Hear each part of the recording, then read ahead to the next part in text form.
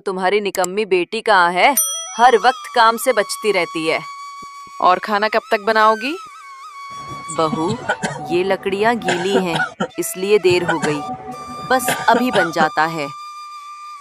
हाथ टूट गए क्या बुढ़िया? जल्दी करो, भूख से बुरा हाल हो रहा है। अब उसकी छोटी बहू उससे इसी तरह बात करती है। शायद ये उसके किए की सजा थी, क्योंकि कुछ दिन पहले तक हालात ऐसे नहीं थे जब उसका बड़ा बेटा अकरम उसके साथ कर था। सकती है। माँ प्लीज माँ, ऐसा मत करो। ये सब हमारे खिलाफ कोई साजिश है। उसका बेटा अकरम एक नर्म दिल, मेहनती और सादा मिजाज इंसान। वो सुबह सूरज निकलने से पहले खेतों की मिट्टी में उतर जाता, पसीना बहाता, ताकि अपनी पत्नी और बच्चों के लिए हलाल रोजी कमा सके। घर में उसकी पत्नी भी थी, जो चुपचाप हर काम में जान तोड़ मेहनत करती थी। मगर अफसोस, ना उसकी खिदमत की कोई कद्र थी, ना अकरम की मेहनत का कोई मोल। घर में एक और जोड़ा भी था, अकरम का छोटा भाई और उसकी पत्नी। छोटा भाई पढ़ा लिखा होने के बावजूद घमंडी, तीखे मिजाज और खुद परस्त था। उसकी पत्नी को घर में इज्जत और नाजो नाम मिलते और सबकी जुबान पर उसी की तारीफें होती, जबकि अकरम और उसकी पत्नी को हर वक्त शिकायतें, ताने और तिरस्कार झेलना पड़ता था। और इस सब की एक ही वजह थी, क्योंकि अकरम सौतेला बेटा था, जिसे अपने ही घर में पराया बना दिया गया था। ओ बहू, कब तक चूल्हे के आगे बैठी रहोगी? अम्मी, रोटियां मैंने पका ली हैं, सब्जी दम पर रखी है, बस अभी लेकर आ रही हूँ। हम कब से बैठे हैं, भूख से बुरा हाल हो गया है। जल्दी खाना ले आओ। अम्मी, जरा सी देर और, सब कुछ तैयार है। अम्मी, मैं आपकी काम में मदद करूं? सारे आराम से बाहर बैठे हुए हैं, क्या मैं आपकी काम करवा सकता हूं? नहीं बेटा, तुम बस अपनी पढ़ाई पर ध्यान दो, मैं सब संभाल लूंगी। तुम मेहनत करो ताकि बड़े होकर एक इज्जतदार अफसर बनो। सब दस्तरखान पर बैठे हंस रहे थे और उनकी हंसी का निशाना बनी थी वही बड़ी बहू, जो सुबह से अकेली घर संभाल रही थी। अकरम खेतों से थका हारा, पसीने में भीगा हुआ घर लौटा। घर के सब लोग पहले से ही दरी पर बैठे खाना खा रहे थे। वो भी बिना कुछ बोले चुपचाप आकर बैठ गया और खाने लगा। जैसे ही अकरम की बीवी कमरे में दाखिल हुई, उसकी सास ने उसे देखकर जली कटी बातें सुनाना शुरू कर दिया। शुक्र है, आखिरकार खाना मिल ही गया। इतनी देर लगा दी जैसे किसी पूरी बारात का खाना पका रही हो। अकरम की बीवी ने सास की जली कटी बातें सुनी, लेकिन कुछ नहीं बोली।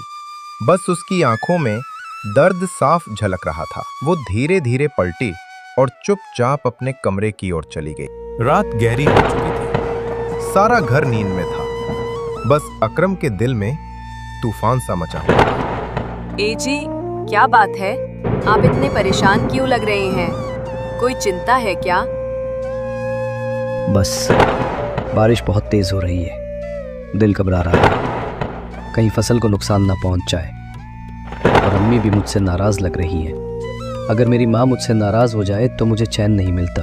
अकरम की बातों में प्यार और इज्जत दोनों झलक रहे थे। एक बेटा जो अपनी माँ की रजा में ही अपनी दुनिया देखता था।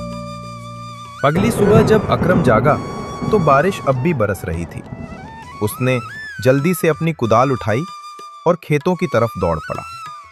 लेकिन जैसे ही वो खेतों में पहुंचा, उसका दिल टूट कर रह गया। उसकी सारी फसल बारिश में तबाह हो चुकी थी। अकरम वहीं जमीन पर बैठ गया और रोने लगा। बारिश की बूंदों के साथ उसके आंसू भी जमीन पर गिरने लगे।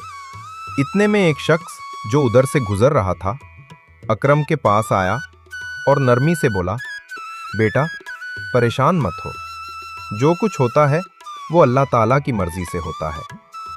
शायद इसी में तुम्हारे लिए कोई भलाई छुपी हुई। लेकिन अकरम को लगातार एक ही ख्याल सताए जा रहा था। वो अपनी माँ का चेहरा बार बार याद कर रहा था।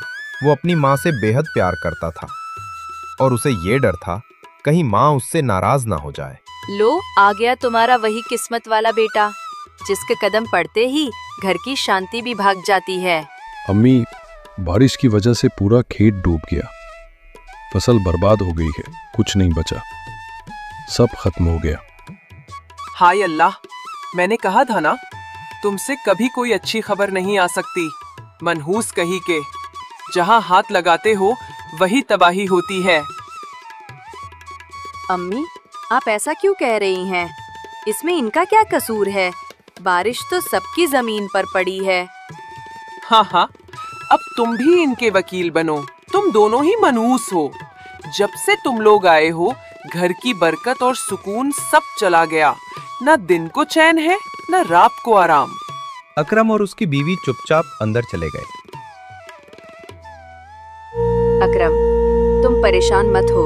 तुम्हारी माँ फिलहाल नाराज है, लेकिन मैं मान जाएंगी। तुम मेहनती हो, जो नुकसान हुआ है उसे फिर से मेहनत करके ठीक कर लो। मैं तुम्हारे साथ हूँ, हम मिलकर सब कुछ संभाल लेंगे।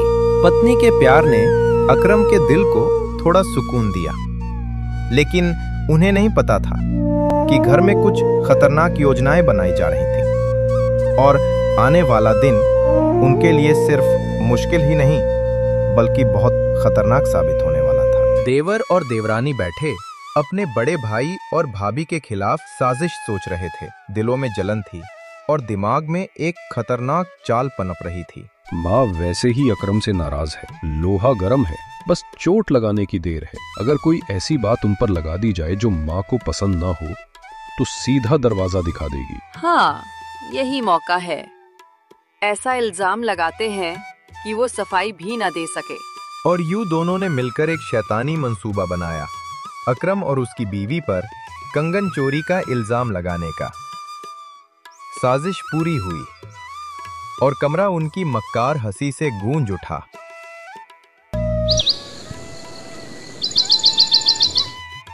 आंगन में सास और ननद बातें कर रही हैं।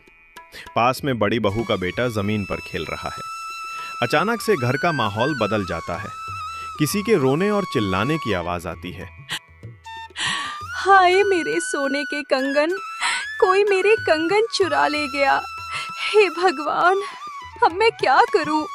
कौन इतनी बड़ी चोरी कर सकता है घर में? अरे ये क्या कह रही हो बहू? किसने चुराए कंगन? अम्मा, मुझे तो शक है यही बड़ी भाभी ने लिए हैं। हमेशा मेरी चीजों को ऐसे देखती हैं जैसे सब कुछ उनका ही हो। झूठ बोल रही है, मेरी मम्मा चोर नहीं है, तुम सब झूठे हो। अरे बड़ी बहू, जरा इधर आओ, बात करनी है तुमसे। अम्मा, मुझे भी लगता है कंगन इन्हीं ने लिए हैं। कंगन तुमने चुराए हैं क्या? सच सच बोलो। नहीं अम्मा, मैंने कुछ नहीं किया। मैं तो आपकी कसम खाती हूँ, मैंने किसी का भी कंगन नहीं छुआ। ये मुझ पर झूठा इल्जाम लगा रही है अम्मा, मैंने कुछ नहीं किया। आप चाहें तो मेरे कमरे की तलाशी ले लीजिए। अम्मा, मैं बिल्कुल पक्का कह रहा हूँ, ये कंगन इन्हीं ने लिए हैं। खेतों में जो नुकसान हुआ वो उनके हिस्से का था। अब ये हमारी चीजें उठाकर अपना घाटा पूरा करने की साजिश कर रही है। इनके कमरे की फौरन तलाशी ली जानी चाहिए।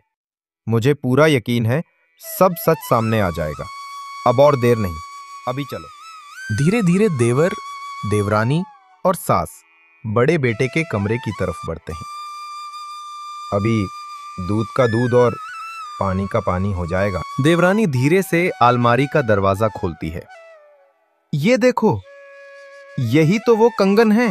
देवर तुरंत मौका देखकर बात को बढ़ाता है। अम्मी, देखा ना, मैं तो पहले ही कह रहा था। इन्हीं लोगों ने अपने खेत का नुकसान पूरा करने के लिए अब घर में चोरियां शुरू कर दी हैं। ऐसे लालची लोगों से क्या भलाई की उम्मीद की जा सकती है? इससे अच्छा है कि इन्हें अभी के अभी घर से निकाल दिया जाए, इससे पहले कि लोग बातें बनाएं और हमारी इज्जत मिट्टी में मिल जाए। ये तुम्हारी ही अलमारी से मिले हैं? क्या तुम लोग अपने ही घर में चोरी करके सच छुपा रहे थे? ये सब हमारे खिलाफ कोई साजिश है। मुझे तो लगा मैं अपना बेटा पाली हूँ, लेकिन अब पता चला कि मैंने सांप पाला था। सौतेला सौतेला ही होता है। तुमने मेरे भरोसे को ठेस पहुँचाई है। अभी इसी समय मेरे घर से निकल जाओ। मैं कहाँ जाऊंगा? ये समय, ये जगह सब मेरे लिए बहुत मुश्किल है। माँ प्लीज मुझे घर से निकालने का फैसला वापस लो। मैं अपनी जिंदगी की शांति नहीं खोना चाहता। इस घर में तुम, तुम्हारी बीवी और बच्चे सबके लिए कोई जगह नहीं है। मैं तुम्हें और सहन नहीं कर सकती।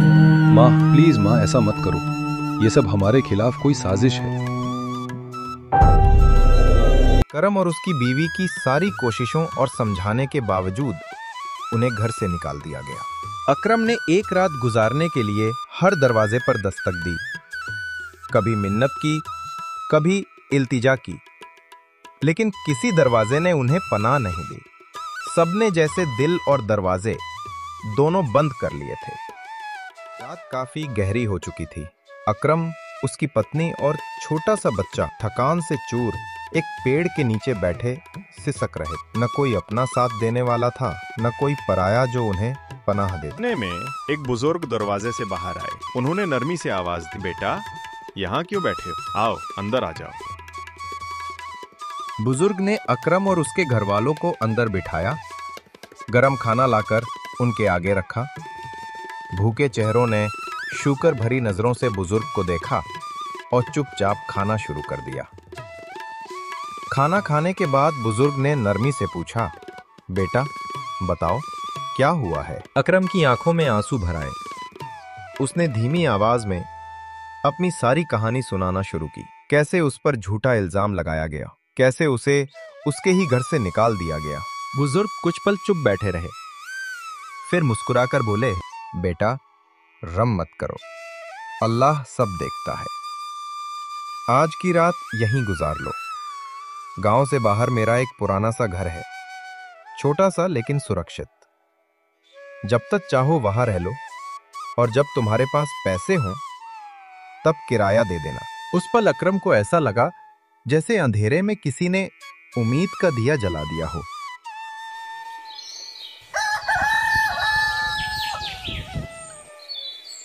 सुबह की पहली रोशनी के साथ एक नया सफर शुरू हुआ।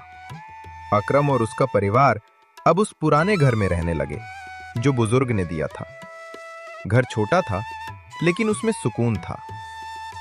अकरम दिन भर मजदूरी करता, थोड़ा बहुत कमाता और उनका गुजारा किसी तरह चलता रहा। जिंदगी आसान नहीं थी, मगर अब उनके सर पर छत थी और दिल में शुक्र। पहाड़ों के बीचों बीच उस खामोश घर में आज एक और परीक्षा उनके दरवाजे पर आ गई थी। अकरम काम पर जाने की तैयारी कर रहा था कि दरवाजे पर एक फकीर आया। बेटा कुछ खाने को है? 2 दिन से भूखा हूँ। आमिना मेरा टिफिन खोल दो, उसमें से रोटी फकीर को दे दो। अकरम, ये तो तुम्हारा ही खाना है। दोपहर में क्या खाओगे? मेरा अल्लाह मालिक है, वही भूखे को भी खिलाता है, मजदूर को भी। फकीर ने आंखों में आंसू लेकर रोटी ली और जाते जाते हाथ उठाकर दुआ दी, बेटा तुम्हारे घर से कभी रोटियां खत्म ना हो। वो लम्हा गुजर गया, मगर वो दुआ आसमान तक जा पाई। अकरम दिन भर की थकान के साथ घर लौटा। कभी अकरम को काम मिल जाता, कभी खाली हाथ लौटना पड़ता, लेकिन उसकी उम्मीद आज भी जिंदा थी। आमिना चूल्हे पर खाना पका रही थी और खाने की खुशबू हर तरफ फैल चुकी। वाह, यहाँ तो बड़ी लजीज खुशबू आ रही है। ये पहाड़ों में कहीं कहीं कुछ लोग रहते हैं। इनका खाना सादा होता है, लेकिन दिल से पकाया जाता है। अगर इजाजत हो तो चलकर देखते हैं। जी फरमाइए। भाई हम तो बस सैर के लिए आए थे। रास्ते में खाने की खुशबू ने रोक लिया।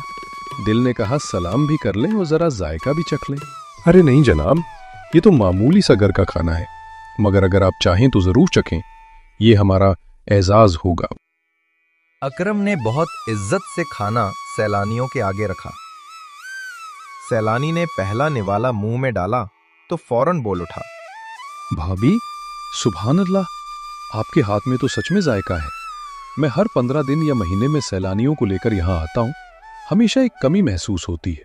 यहाँ अच्छे खाने की जगह नहीं, इसी वजह से लोग इस तरफ आने से हिचकिचाते हैं। अगर आप चाहें तो घर के पास ही एक छोटा सा खाने का ठेला लगा लीजिए। मैं वादा करता हूँ हर काफिला आपके पास लेकर आऊंगा। आपका फायदा, मेरा फायदा, सबका भला। लेकिन साहब, हम तो गरीब लोग हैं, न जगह है न सामान। चीजें धीरे धीरे बन जाती हैं भाई। मैं तुम्हारी मदद कर दूंगा। यहीं पर एक छोटा सा स्टॉल लगा लो, बाकी अल्लाह बरकत देगा। बस नीयत साफ रखो, किस्मत खुद रास्ता बना लेगी। कभी कभी मदद वहां से मिलती है जहां इंसान सोच भी नहीं सकता। अमीना, उनके हाथों के जायके ने पूरे पहाड़ों में पहचान बना ली। लोग उसके ठेले पर दाल, चावल, आलू गोश्त चखने आ लगे। अल्लाह ने उसके रिज़्क़ में बरकत दी। घर भी खरीद लिया, मगर उसने वो जगह नहीं छोड़ी जहां दुआ और मेहनत से शुरुआत हुई थी। फिर एक दिन वही माँ जो कभी उसे सतीला समझती थी, उसी के दरवाजे पर आई। बेटा, मुझे माफ कर दो, मैंने तुम्हारी एक ना सुनी, तुम बेकसूर हो। अकरम मुस्कुराकर बोला, अम्मा, आप मेरी माँ हैं, आपका आना ही मेरे लिए रहमत है। यूं उस पहाड़ की फदा